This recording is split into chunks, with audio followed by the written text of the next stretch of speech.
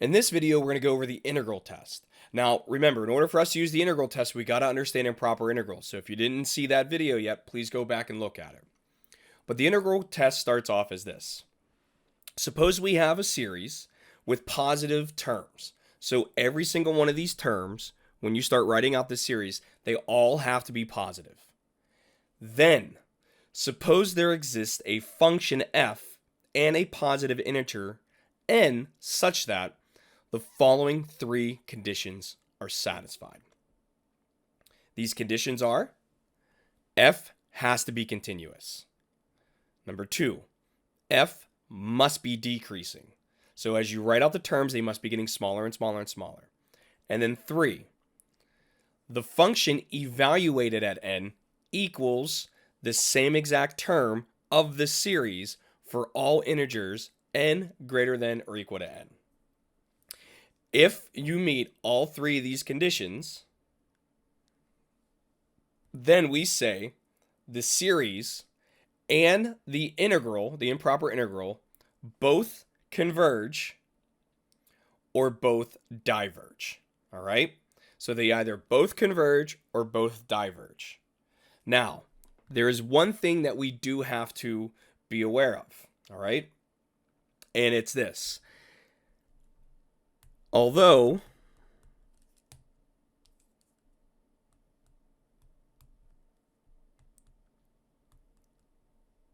convergence of our improper integral implies convergence.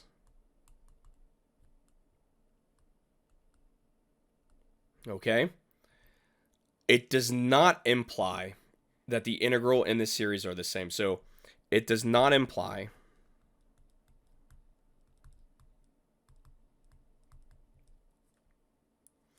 that the convergence of the integral is equal to the convergence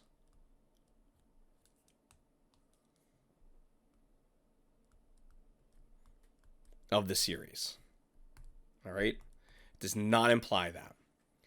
All it implies is, yes, they both converge or they both diverge, but where they converge is it could be entirely different. So like, for example, let's say we have this series right here.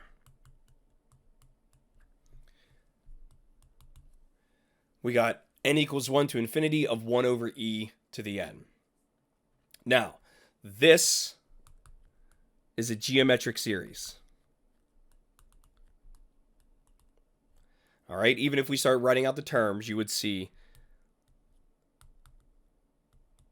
that the terms are 1 over e to the first plus 1 over e to the second plus 1 over e to the third. So our first term is 1 over e. The common ratio is 1 over e. And we know if you have a geometric series, it converges.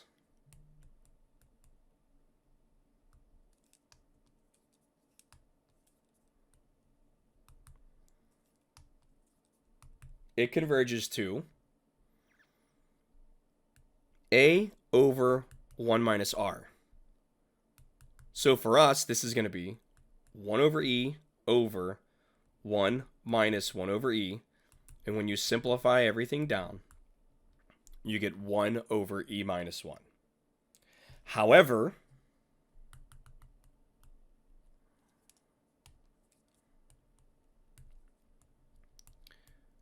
the integral of 1 over e raised to the x is the same exact thing as saying the integral from 1 to infinity of e to the negative x dx,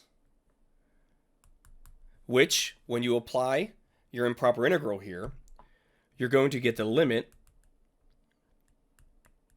as t goes to infinity of the integral of 1 to t,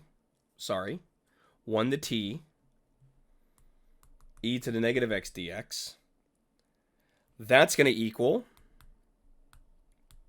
the limit as t goes to infinity of negative e to the negative x evaluated in between 1 and t. And when you evaluate that, you get 1 over e. So if I zoom out here and highlight, you will notice that they do not equal the same thing. All this tells me right here, oops, all this work right here tells me, all this right here just tells me that because my improper integral converged, I know the series converges. So because our integral from 1 to infinity of 1 over e to the x dx converges, we know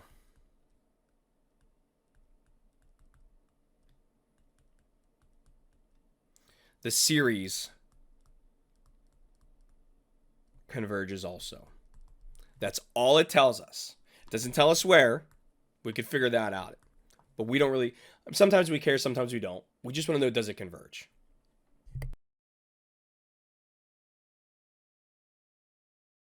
So let's look at some examples here.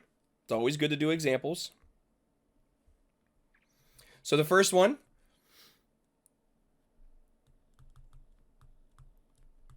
we're going to use the integral test to determine whether the series converges or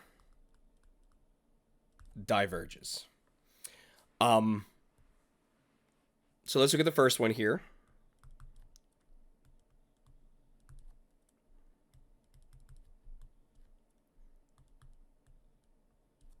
We'll come back to this nice one here. We know this one converges already. Well, actually, no, I told you it converges in the divergence video. Now we're going to demonstrate that it converges. So first thing you want to do, make sure the conditions are met. So if we go back to those conditions, we want it to be continuous, decreasing, and f of n equals a of n for all integers. All right. So all of our conditions are met here. Number one, we know 1 over n cubed is continuous.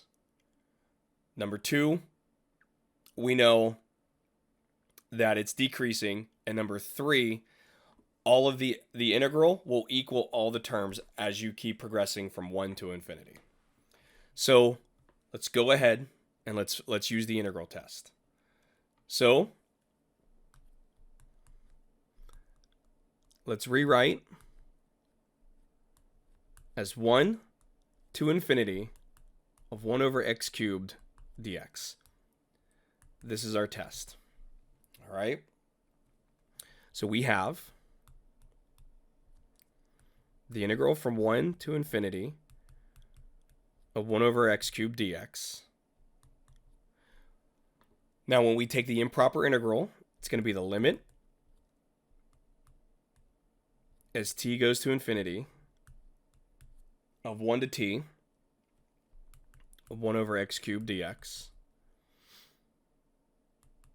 All right. So when we take the integral, we're going to get the limit as t goes to infinity of negative 1/2 x to the second. And we're going to evaluate that between 1 and t. So we end up with the limit as t goes to infinity of negative 1 over 2t to the second plus 1/2. And when you substitute in the limit, it equals 1/2.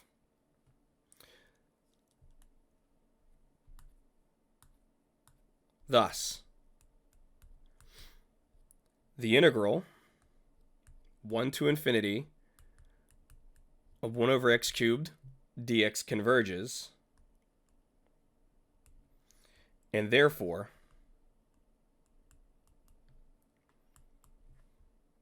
so does the series.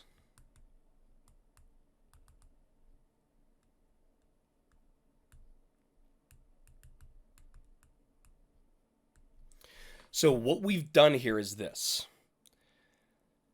If you remember, I'm going to go back to our previous problem. I think it's in this one. So I'm going to scroll all the way up. I'm very sorry for this, but I want us to see this. All right, so here it is right here. When we were looking at the test for divergence, we said the limit as n goes to infinity of 1 over n cubed equals 0. So what the divergence test told us is that it is inconclusive, meaning the divergence test says, hey, this doesn't diverge, but I'm not quite sure if it converges. You need another test. Then, what we've just demonstrated here in this example is because of the integral test, we now are positive that this converges. All right? So that's what's happening here. Let's look at another example.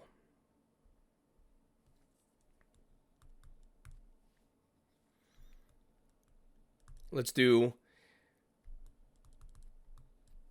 n equals 1 to infinity of 1 over the square root of 2n minus 1. So, in order for us to apply the integral test here, we're going to rewrite this as 1 to infinity of 1 over the square root of 2x minus 1 dx. So, let's go ahead, let's apply. We're going to get the limit. And I'm going to use the letter b this time.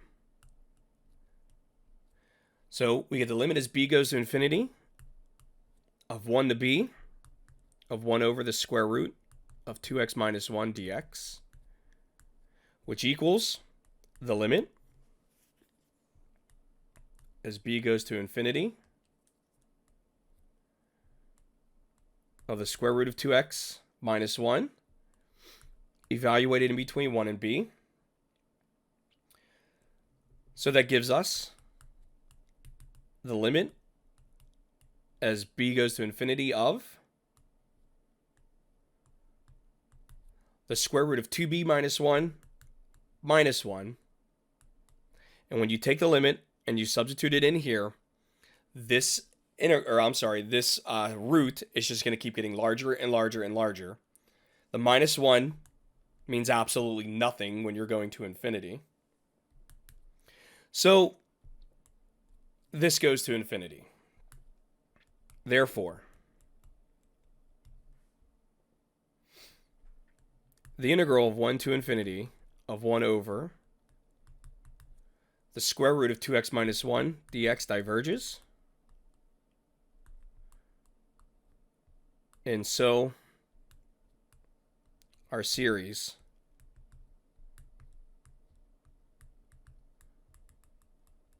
diverges also. Now, the last thing I'm going to go over is something very simple. And we've already seen this before. And this is like one of those things where it's like when you see this, you love this. And this is called a p-series. Now, what makes something a p-series? For any real number p, it's a horrible looking p, there we go. The series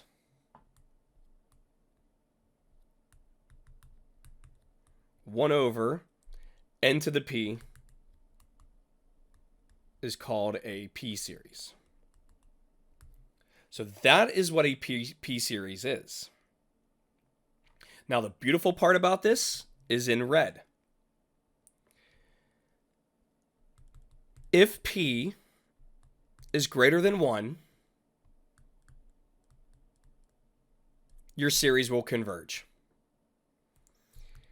If P is less than or equal to 1, it diverges. So, what does this mean? Earlier, we looked at this.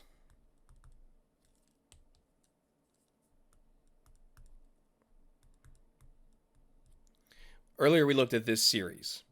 We've done this problem already. This will be our third time. The first time we did the divergence test, and it said, hey, divergence test, it's not conclusive. Fine. Then we did the integral test. And the integral test required us to do a lot of work. All right? If you need me to, I'll go back up. Here you go. Here's our integral test right here. We rewrote it as an improper integral. We evaluated the integral. We substituted in the limit. We found, oh, it converges to 1/2. Thus, since the integral, improper integral converged, so does the series.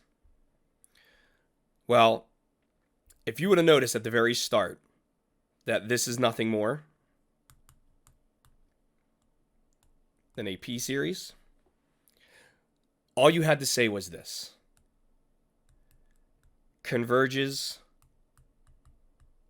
because P series where 3 is greater than 1. And that's it. You didn't have to do any work. That's why the P series, if you can notice them, they're so nice. Because you don't have to do any work. All you have to write is a sentence demonstrating you understand what a P series looks like and why it works. So, P series where 3 is greater than 1. So let's do 2 small examples. Here's the first one.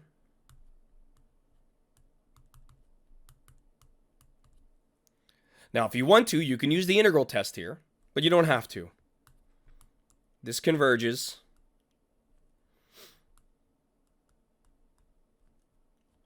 because we have a P series where 4 is greater than 1. Next example.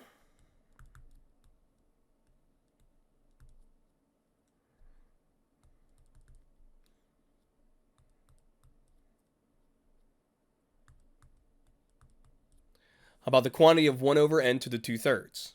Well, the thing you got to remember here is this is nothing more than this, because 1 to the 2/3 power is still 1.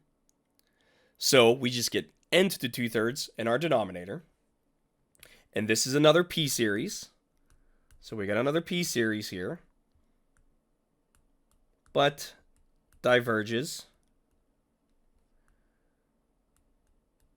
because 2/3 is less than 1. And that's it.